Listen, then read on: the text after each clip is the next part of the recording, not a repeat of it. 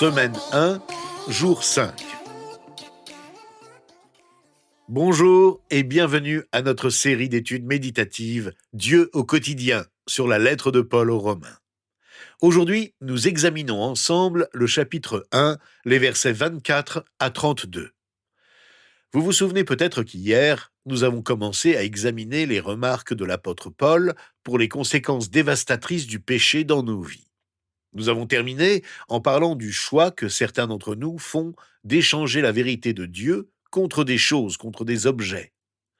Paul poursuit et dit « C'est pourquoi Dieu les a livrés à l'impureté par les désirs de leur cœur, de sorte qu'ils déshonorent eux-mêmes leur propre corps, eux qui ont remplacé la vérité de Dieu par le mensonge et qui ont adoré et servi la créature au lieu du Créateur, qui est béni éternellement. Amen. C'est pour cette raison que Dieu les a livrés à des passions déshonorantes. Leurs femmes ont remplacé les rapports sexuels naturels par des relations contre nature. De même, les hommes ont abandonné les rapports naturels avec la femme et se sont enflammés dans leurs désirs les uns pour les autres. Ils ont commis, homme avec homme, des actes scandaleux et ont reçu en eux-mêmes le salaire qui méritait leur égarement.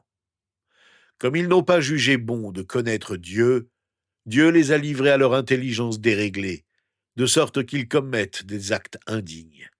Ils sont remplis de toutes sortes d'injustices, d'immoralité sexuelle, de méchanceté, de soif de posséder et de mal. Leur être est plein d'envie, de meurtre, de querelles, de ruses, de fraude et de perversité. Rapporteurs, ils sont aussi médisants, ennemis de Dieu, arrogants, orgueilleux, vantards, ingénieux pour faire le mal, rebelles à leurs parents. Dépourvus d'intelligence, de loyauté, d'affection, ils sont irréconciliables, sans pitié. Et bien qu'ils connaissent le verdict de Dieu déclarant dignes de mort les auteurs de tels actes, non seulement ils les commettent, mais encore ils approuvent ceux qui agissent de même. Après cette lecture, vous vous demandez probablement qu'est-ce qui pourrait bien être inspirant dans cette méditation. Quelle liste de péchés déprimante! En fait, ce texte reflète l'image de ce à quoi ressemble la vie sans Dieu. Pour moi, j'en retire que je n'ai pas à vivre ce genre de vie grâce à ce que Jésus-Christ a fait pour moi. Ce texte me montre exactement le comportement que je dois éviter à tout prix.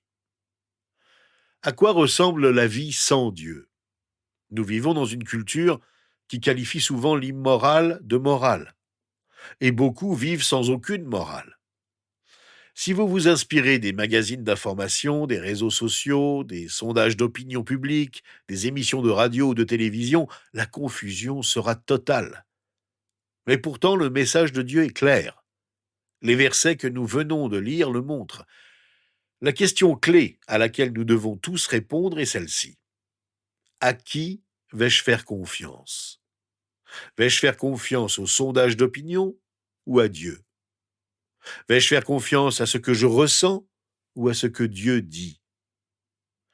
Ces versets parlent du péché, et lorsque vous les lisez, ils montrent que le péché observe un modèle prévisible. Même en revenant au verset 23 que nous avons examiné hier, et ensuite tout au long de ces versets, vous pouvez déceler ce modèle prévisible du péché. Le péché est notre ennemi. Le péché est notre adversaire.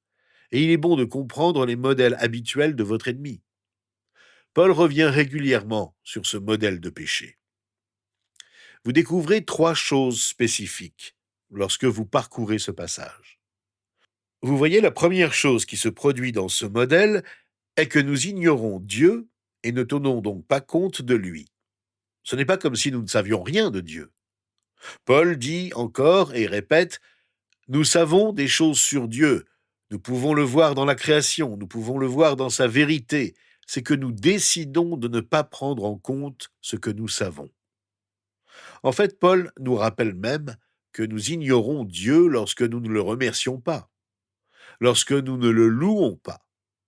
Au lieu d'être reconnaissant pour ce que Dieu a donné, l'homme est prêt à utiliser les dons de Dieu sans adorer le donateur. Hélas, ce qui était vrai hier est tout aussi vrai aujourd'hui. Parfois, l'adorateur fait le philosophe. Au lieu de se concentrer sur Dieu, il se concentre sur lui-même. La deuxième chose qui se produit dans ce modèle de péché est que nous remplaçons Dieu. Le mot qui est utilisé à maintes reprises dans ces versets est le mot remplacer. Nous échangeons la vérité de Dieu contre un mensonge, au verset 25. Au verset 23, nous avons parlé de remplacer la gloire de Dieu contre des images. Nous remplaçons Dieu. Le péché est une mauvaise affaire, soit dit en passant. C'est un très mauvais échange, un très mauvais remplacement. Pourtant, nous faisons ce remplacement. Mais pourquoi donc? Pourquoi échangeons-nous la vérité contre un mensonge? Pourquoi échangeons-nous la gloire contre une chose, un objet sans valeur? La raison, c'est que nous sommes tous faits pour adorer quelque chose. Lorsque nous essayons d'ignorer et de rejeter Dieu, nos cœurs sont attirés vers l'adoration de quelque chose d'autre. Si nous tenons Dieu à distance, nous allons adorer autre chose. Cela finira par être un simple objet. Cela finira par être un mensonge. La Bible appelle cela l'idolâtrie. Et à quoi ressemble une idole?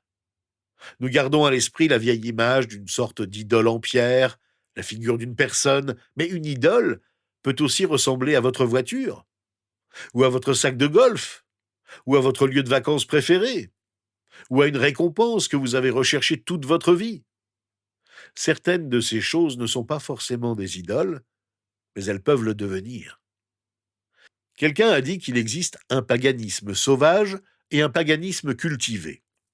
Certains rampent au pied d'une idole, d'autres adorent le sanctuaire d'un idéal, même un grand idéal, un rêve qui n'appartient qu'à vous, et vous tenez Dieu à distance de cela, vous tenez à le réaliser vous-même, mais cela devient une idole dans votre vie. Pourquoi créons-nous des idoles? Parce que, comme je l'ai dit, nous sommes faits pour adorer quelque chose. Nous sommes faits pour adorer quelque chose, et si nous n'adorons pas le vrai Dieu, nous finirons par fabriquer notre propre Dieu. Soit nous reconnaissons que Dieu nous a créés à son image, soit nous finissons par créer des dieux à notre propre image. Nous remplaçons Dieu. Le modèle que nous suivons consiste à ignorer Dieu, mais nous devons adorer quelque chose, et donc nous remplaçons Dieu par notre propre idole. Et puis la troisième chose qui se produit dans ce modèle est que nous rejetons Dieu. Il n'y a qu'un pas entre l'idolâtrie et l'immoralité, et je parle du genre de rejet qui dit « je peux vivre ma vie comme je le veux ». Il y a un autre échange, un autre remplacement dont il est question dans ces versets. Au verset 26, l'homme, comme la femme, remplace les rapports sexuels naturels par des relations contre nature. Ils commencent à vivre le genre de vie qu'ils veulent vivre. La science, la philosophie et même l'éducation et les médias sont souvent confus au sujet de l'homosexualité. La Bible ne l'est pas. Dieu ne l'est pas. Dieu dit que l'homosexualité est une immoralité sexuelle. Ce n'est pas la seule immoralité sexuelle. L'adultère l'est aussi. Et ce n'est pas la seule immoralité sexuelle. La pornographie l'est aussi. Tout cela, dit Dieu, est immoralité. Vivre contre nature est l'une des façons de dire « je vais vivre ma vie à ma façon plutôt qu'à la façon de Dieu ». Permettez-moi ici de prendre un moment pour ouvrir des parenthèses. Ces versets sont très clairs sur le péché. Ils sont si clairs sur le péché d'homosexualité que ceux qui veulent ignorer leur péché essaient d'expliquer ces versets. En fait, il y a trois façons populaires de le faire. Certaines personnes essaient de l'expliquer en attaquant Paul et disent « Paul n'était pas parfait, et il a donc écrit quelque chose selon son propre avis ». Le problème avec cet argument, c'est que certes Paul n'était pas parfait, mais la Bible, elle, l'est. Dieu est l'auteur ultime de la Bible. Les lettres de Paul ont bien été écrites par l'intermédiaire de Paul. Dire que la Bible est imparfaite parce que Paul était un être humain imparfait est aussi dangereux que de dire que Jésus doit être imparfait parce que sa mère, Marie, n'était qu'un être humain. Dieu a écrit une parole parfaite par l'intermédiaire de Paul. Un deuxième argument que les gens utilisent parfois est de dire que peut-être une partie de la Bible ne doit plus être vraie. La sexualité est du domaine culturel. Ce que la Bible dit ne nous engage pas aujourd'hui. Eh bien, sur quelle autorité croyez-vous cela? Jésus-Christ a affirmé que le mariage entre un homme et une femme est le plan de Dieu, et je lui fais confiance. Je lui fais plus confiance qu'à tout autre soi-disant expert. La troisième attaque est une sorte d'attitude que l'on entend parfois, où l'on agit comme si Dieu était dépassé. Ce qu'il a dit n'aurait aucun rapport avec la vie moderne. En fait, Dieu est plus moderne que n'importe lequel d'entre nous ne pourrait jamais espérer l'être. Le problème que les gens ont parfois avec ces versets est de se concentrer sur un seul péché comme étant le seul péché. Mais la liste des péchés que dresse Paul énumère beaucoup de péchés, nos péchés. La phrase clé de ce verset sur notre rébellion est celle-ci. Dieu les a livrés. C'est soit dit en passant une expression de la colère de Dieu. Parfois, quand nous pensons à la colère de Dieu, nous pensons à des éclairs qui fondraient du ciel sur nous. Mais Paul parle d'une colère qui implique la décomposition silencieuse du cœur humain.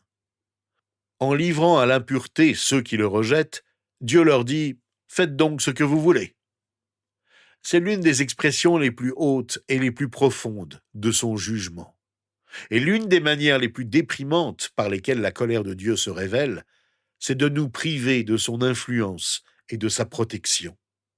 Dieu les a donc livrés à l'impureté sexuelle, verset 24, aux convoitises honteuses, versets 26 et 27, et à un esprit dépravé, versets 28 à 31. Voilà ce qu'est l'enfer. Voilà ce qui arrive à ma vie quand je suis sans Dieu. L'une des parties les plus difficiles de ce passage est la liste des 21 choses dont parle Paul et qui résultent d'un esprit dépravé. Dans les versets 29 et 30, il parle de gens pleins d'envie, de meurtres, de querelles, de tromperies et de méchanceté, de commérages et de calomnies, d'ennemis de Dieu et d'insolence. Dans cette liste, les péchés que l'on considère généralement comme les moins importants se trouvent à côté de ceux qu'on trouve les plus graves. Parfois, pour se sentir meilleur, on fait une distinction entre eux, mais il n'y en a pas, car tout péché blesse notre cœur. Les médisances et les calomnies sont placées juste à côté du meurtre.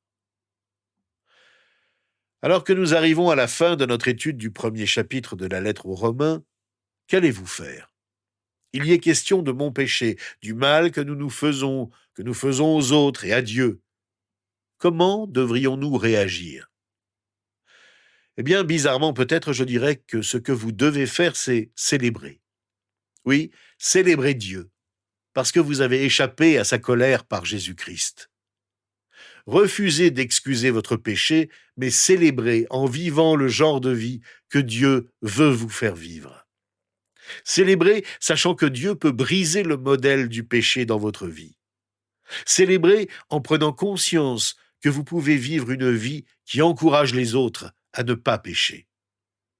En fait, pourquoi ne pas prier une prière de louange dès maintenant? Lorsque vous décidez de louer Dieu face au péché, vous décidez d'avoir la foi. Vous décidez que votre vie sera gouvernée par cette foi plutôt que par le péché. Alors je vous invite à prononcer simplement une prière de louange à Dieu. Merci. Merci parce que grâce à Jésus-Christ, j'ai pu échapper à une vie d'ignorance de la vérité et de poursuite de fausses images plutôt que du vrai Dieu. Seigneur, donne-moi la grâce de refuser d'excuser mon péché, mais plutôt de me tourner vers toi pour briser les modèles de péché dans ma vie. Je prie pour que ma vie soit un trophée de ta grâce, un exemple pour le monde de la façon dont tu peux changer une vie.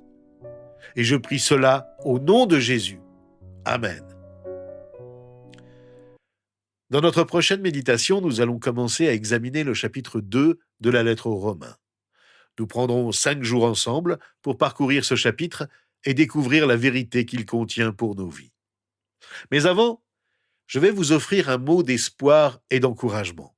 Je sais que le premier chapitre de la lettre aux Romains peut paraître dévastateur, mais n'abandonnez pas. Parce que ce livre, s'il semble très percutant au début, ne fait que dire ce qui est vrai. Et il est aussi rempli d'espérance.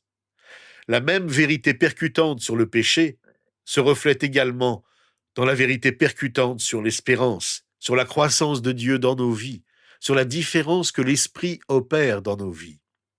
Alors, restez avec moi tout au long du livre des Romains. Appréciez le fait que Dieu peut éliminer de nos vies ce qui pourrait nous dévaster et nous sauver. Et non seulement nous sauver, mais commencer à nous transformer. Vous voyez, la lettre aux Romains est un livre qui change l'histoire. Mais tout d'abord, Paul parle de l'histoire qui doit être changée. Et puis, il commence à parler de la façon dont Dieu change le cours de notre histoire. Nous examinerons cela ensemble en lisant le chapitre 2 de la lettre aux Romains lors de nos prochaines méditations.